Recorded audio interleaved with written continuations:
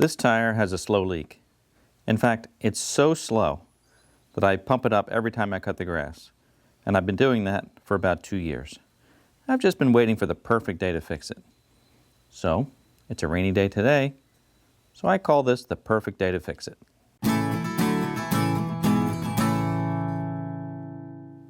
Well, it's a rainy day for me. Maybe it's a rainy day for you.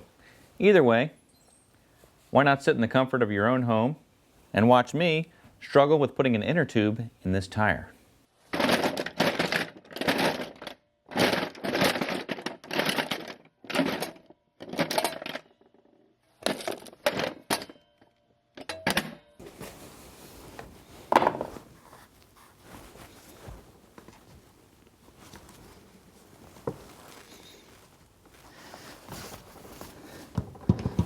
A little wear.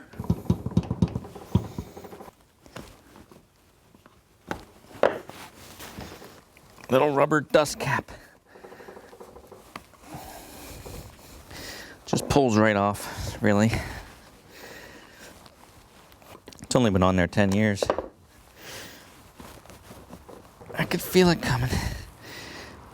Ah, I was almost there and I pushed it back on. Here's that crummiest set of pliers from one of my other videos. Ha. Oh, come on. Wait. I have a smaller pair of these, but I don't know where they are.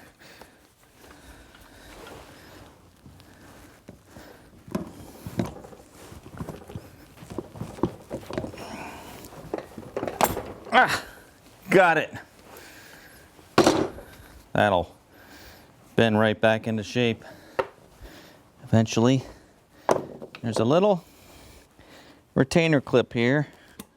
Pop that off. There it is, if you can see that. Washer, yes. Second washer, yes. Wrap them up. Set them aside. Gently slide the wheel off the axle. There's even a little bit of grease left on there. One thing you want to do is get all the air out of the tire so that you can work with it and make it as pliable as possible. The best tool for that is a valve stem remover. It's a little piece that looks like a valve stem cap, but it has a couple little grooves on it, and you can reach in there and you can unscrew it. I would show you that, but I can't find mine, of course. I think it's in here somewhere. So, since I'm not going to reuse this valve stem, I'm going to just cut it off. Just cut it right out.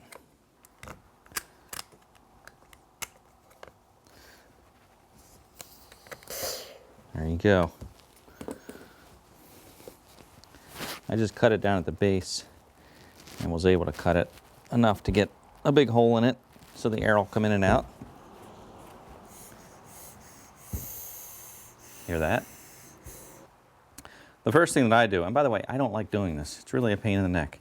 But again, it's a rainy day, so we want to get the tire unseated from around the rim. I have a couple tire spoons, which are just basically like dull screwdrivers. They're pry bars with dulled ends. The idea is with that is that you don't damage your tube when you're putting it back in. But you can use these to also try and get the tire off. Might have to go down on the floor to do this. Yeah, I think I will. I have a heavy hammer and a dull pin chisel, just a flat edge. It's sort of a rounded, well, pin shape. With that, I can put it on the rim of the tire, on the edge of the tire, and hit to remove it from, there's a seal, so I want to remove it from around the rim.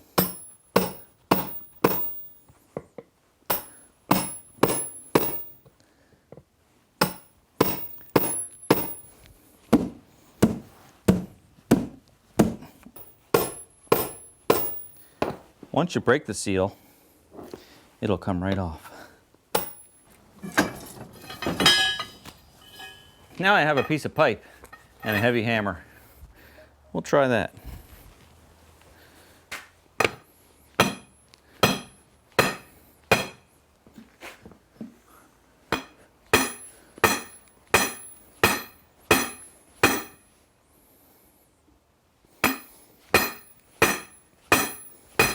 Yes.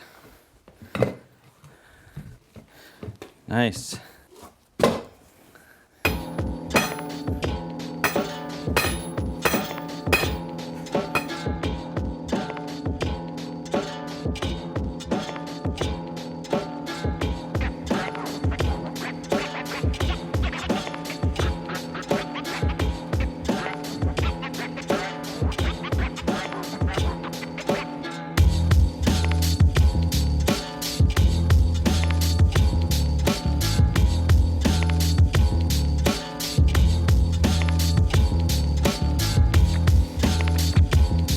Break time.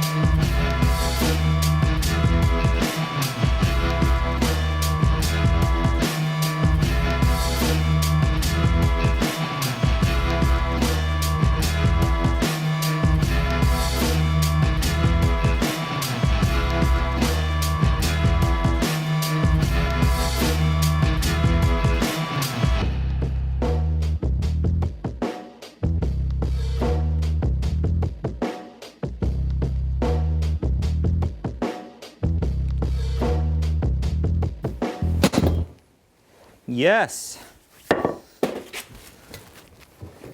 Did you see that? Let's get this thing back on the bench. Now, let me give you my standard disclaimer that I'm no professional. There's probably a better way to do this, probably a right way to do it and a wrong way to do it, but I'm here to show you that you can do it. This is where these handy tire spoons come in. And I picked these up at a local motorcycle shop. You can find them online. They're really cheap. This was $10 for this one.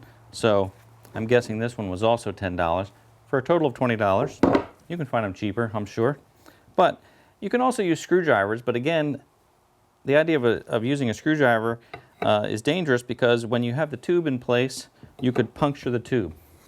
These tire spoons are rounded off and are nice. They also are pretty long. They have good leverage. They have one flat end, and one has a little bit of a curl to it, which makes it easy to get underneath and come around. Now,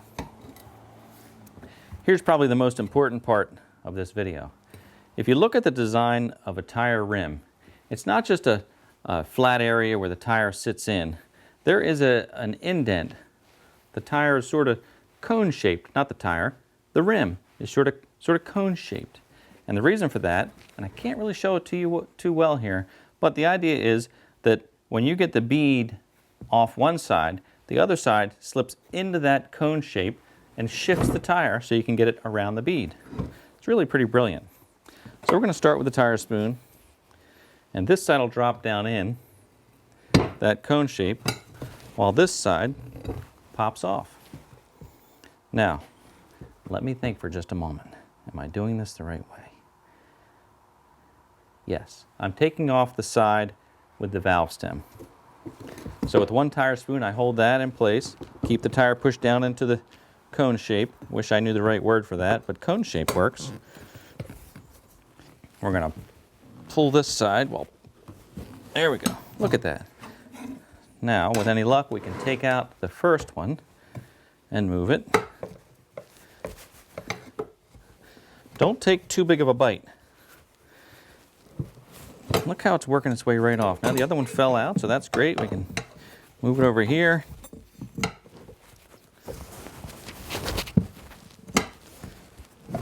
Look at that. There. Now, we're not going to take the whole tire off. At least I don't think we are. I've got to get this old valve stem out of here because the tire tube comes with its own valve stem, and this is a tubeless valve stem that's in here. So, let's work on getting this out of here.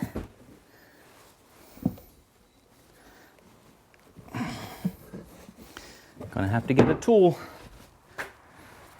I keep going back to the world's crummiest pliers.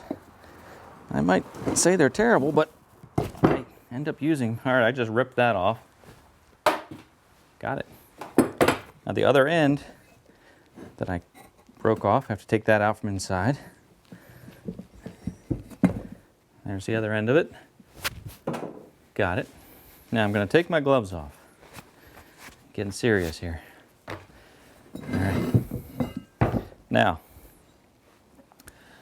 I don't know why this tire was leaking, other than obviously there's a hole somewhere. It could have been simply a leaky valve stem, but I'm guessing there's a puncture somewhere. So carefully, this probably is not advisable either, but you want to check the inside of the tire in case there's a nail or a piece of wire sticking through, because if that's still sticking through when you put the tube in, you're just going to puncture the tube. I'd actually love to find a little thumbtack or something. Not a thumbtack, that'd be obvious, but you know, a little something. A little something would be nice. Make all my effort worthwhile, if I could say. There it is. But not having so much luck. So it could have been a leaky valve stem. It could have been a small puncture. Could have been a seal around the bead, although that didn't seem likely, did it? But you know, you could run over a little thorn, and that could puncture it and come right out again. Now you have a little hole, which would explain why the tire held air for weeks at a time. All right, let's open this thing up. How about a close-up?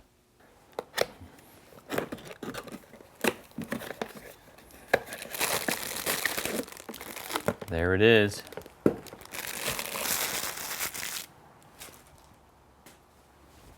Missed.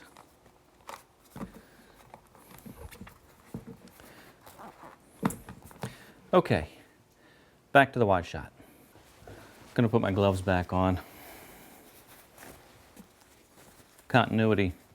He didn't have the gloves on in that shot, but he had the gloves in that shot. Close-up didn't have the gloves, but the wide shot had the gloves. What's up with that? So, hey, this tube actually came with a valve stem remover. I should have opened this first. Let me come closer and see if we can focus in on this.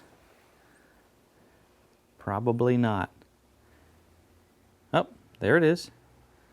So you can see the top of it has that little rounded area with a slot in it, and that fits over the valve stem, and you unscrew it.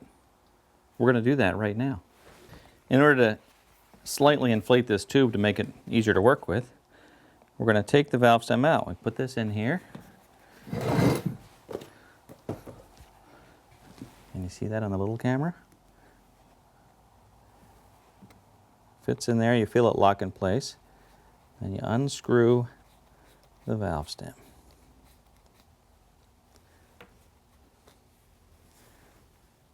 There's the valve stem. Set that aside carefully. Now, the tire tube has no valve stem, so air can go in and out easily. But I'm still going to use my compressor just to give the tube a little bit of shape.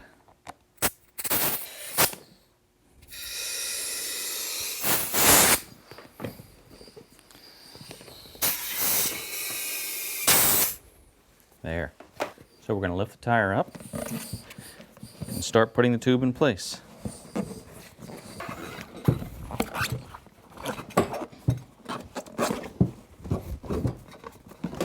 You want to try and get it in there so that there aren't any folds, because a fold could cause it to tear. Now what's important too is to line the valve stem up with the hole in the rim. I'm going to tilt this so the little camera can see that.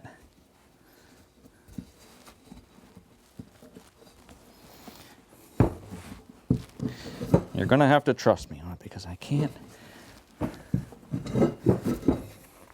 I'm actually going to take my gloves off because sometimes you just can't beat the human sense of touch.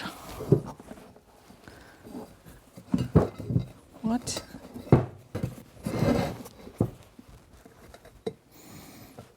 All right, that's in. That is tight. Okay. Tubes around the rim. Valve stem is approximately in the right place. It's in. Now, we're going to put the valve stem back in, tighten it up, and take the compressor to add just a little bit of shape to the tube.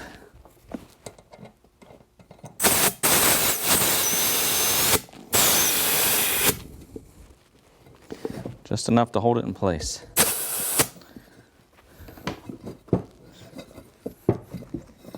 That's good, that's good. It's good. Now, we're going to use the tire spoons again. Gloves back on. I'm going to start at the valve stem area. That way I can hold on to the valve stem.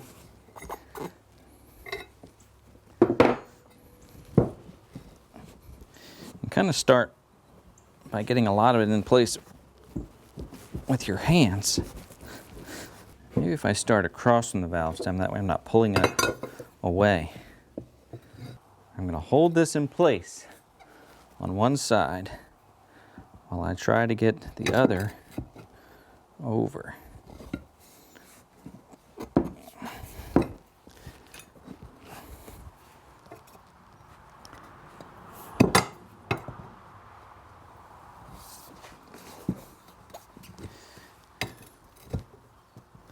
Isn't it fun to watch somebody else struggle with something?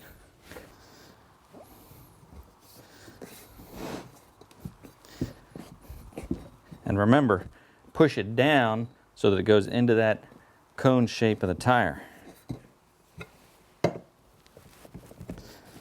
Sometimes you just need a little kung fu moment. Like you must just think through the tire, become the tire.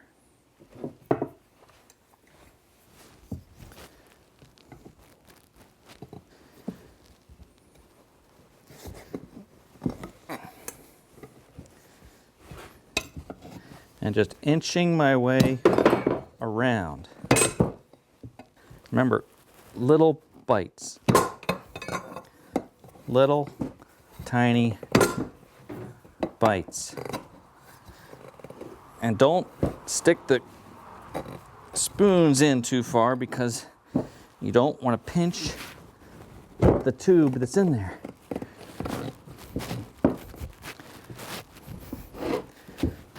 But again, the trick is the side that's on, keep pushing it down so it's down into the rim. We're almost there. Don't go in there, valve stem. All right, we are so close to being there. So close.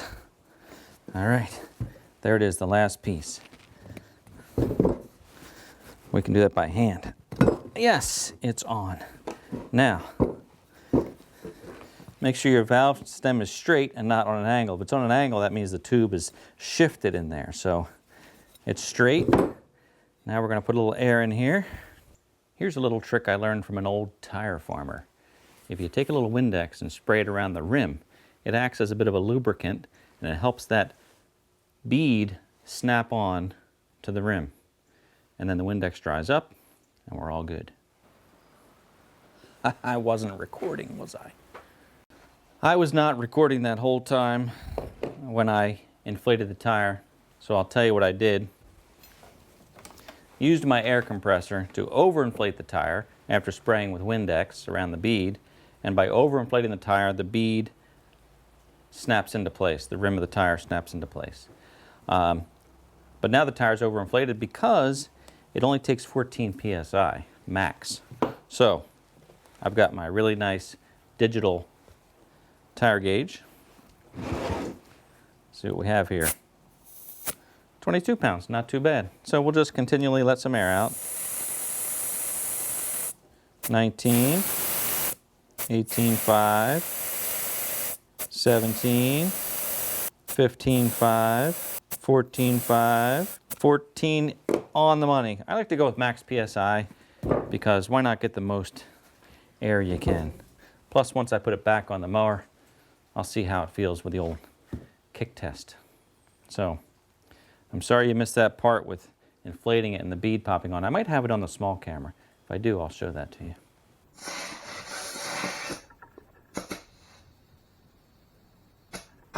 There it goes.